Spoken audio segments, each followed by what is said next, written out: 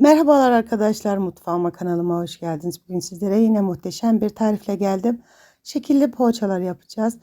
Görüntüyü görüyorsunuz. Gerçekten lezzetli bir o kadar güzel oldu. Lafı daha fazla uzatmadan tarifime geçiyorum ve iyi seyirler diliyorum. Yoğurma kabımızın içerisine klasik su bardaklarıyla bir su bardağı yoğurdumuzu alıyoruz. Üzerine ekleyeceğimiz suyun çok ılık olmamasına özen gösterelim. Yoğurdumuz kesilmesin. Bir su bardağı ılık su, bir çay bardağı sıvı yağımızı ilave ediyoruz. Üzerine bir yemek kaşığı toz şeker ve bir paket instant maya kullandım. Siz yaş maya da kullanabilirsiniz. Sıvı malzemelerimi güzelce karıştırıyorum. Karıştırmış olduğum malzemelerin üzerine bir adet yumurta beyazı ekliyorum. Sarısını üzeri için ayırdım. Ve dolu dolu bir tatlı kaşığı tuzumu ilave ettikten sonra tekrardan güzelce çırpma işlemine devam ediyorum. Ben bu tarifim için toplamda 5 su bardağı un kullandım. Her zaman söylediğim gibi unumuzun markasından miktarı değişiklik gösterebilir. O yüzden unumuzu azar azar ilave ederek kontrollü bir şekilde güzel bir hamur olana kadar yoğurma işlemine başlıyorum. Öncelikle böyle bir spatula ile karıştırıyorum. Hamurum koyulaşana kadar, koyulaştıktan sonra elimle yoğurma işlemine devam edeceğim. Bu tür hamur işlerinde içerisine konulan malzeme kadar da yoğurması çok önemli. Kaliteli bir hamur işi yapmak için kaliteli bir hamur yoğurmamız gerekmektedir. Kaliteli bir hamur olması için de çok güzel bir şekilde yoğurmamız lazım. Evet, bu şekilde spatulamı çıkartıyorum. Elimle yoğurma işlemine devam ediyorum. Kenara ayırmış olduğum bir su bardağı unumu azar azar ilave ederek çok güzel bir hamur olana kadar yoğurma işlemine devam ediyorum. Yoğurmuş olduğum hamurumu bu şekilde toparlıyorum. Çay bardağımın dibinde kalan sıvı yağımdan üzerine gezdirip üzerini kapatıp yarım saat 40 dakika dinlendireceğim.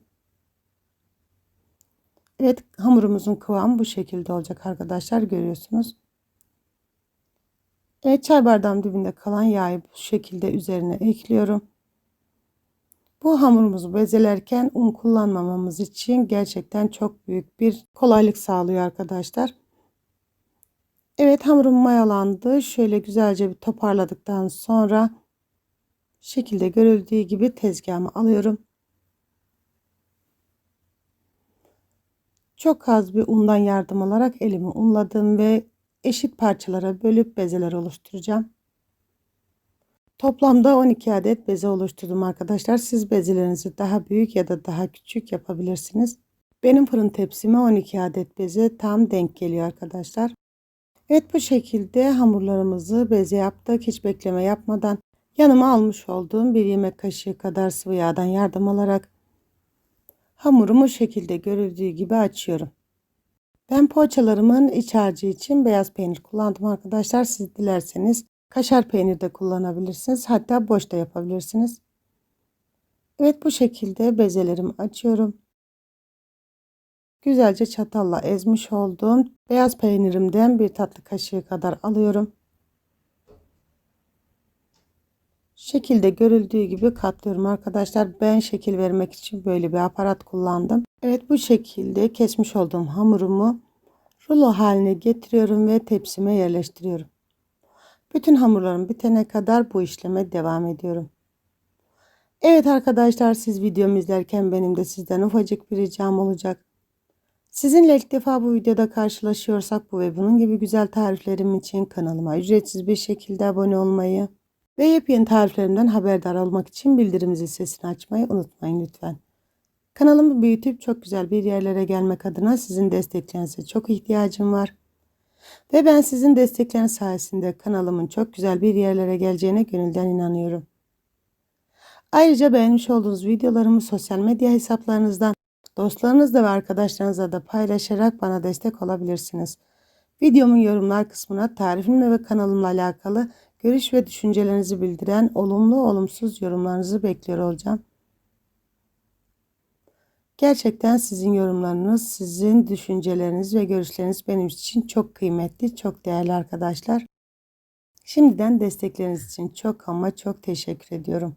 Her zaman söylediğim gibi tadından, dokusundan, kıvamından emin olmadığım hiçbir tarifi kanalımda sizlerle paylaşmıyorum.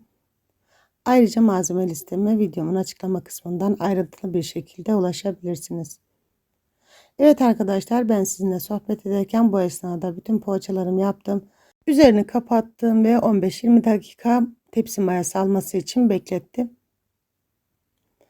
Evet, tepsi mayası almış olan poğaçaların üzerine ayırmış olduğum yumurta sarısının içerisine bir tatlı kaşığı kadar sıvı yağ ilave ettim. Güzelce karıştırdım ve her tarafına gelecek şekilde güzelce sürüyorum. Ben bu poğaçalarımı önceden ısıtmış olduğum 200 derece fırında 20 dakikada pişirdim. Her zaman söylediğim gibi fırınımızın marka ve kalitesine göre pişirme süresi uzayıp kısalabilir. O yüzden kontrollü bir şekilde pişirmeye özen gösterelim lütfen. Evet, güzelce bütün poğaçalarıma yumurta sarısını sürdüm ve 200 derece fırınıma pişmeye gönderiyorum. Evet arkadaşlar, poğaçalarım fırından çıktı. Şu şekilde şeklini göstermek istiyorum.